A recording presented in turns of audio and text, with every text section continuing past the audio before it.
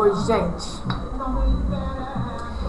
Ai, gente, hoje eu tô aqui pra falar de outro caso bem triste que eu tô preocupada. Então,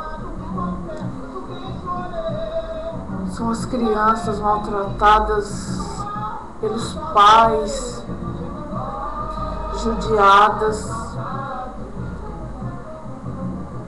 sabe, pelos avós, pelas tias, pelos irmãos mais velhos.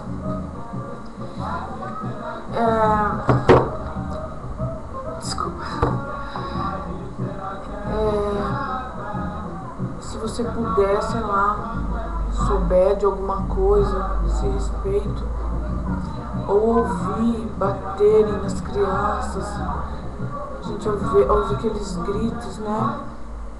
Vocês sabem o que tem que fazer, né? Não ficam quietos, não.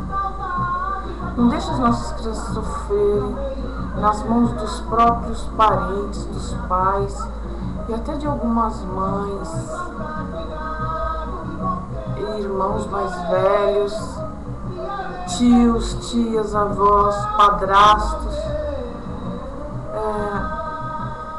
Se levanta de onde você está, tenha coragem e faça o que tem que ser feito.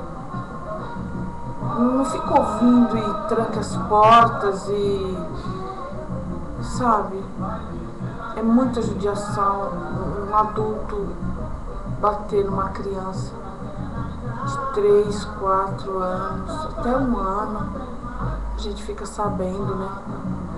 Então, não fica, não se fechem dentro do mundo de vocês, façam isso. Faça o que vocês sabem muito bem que tem que ser feito, tá? E para os meus amigos Cristiano e Lucília, até lá.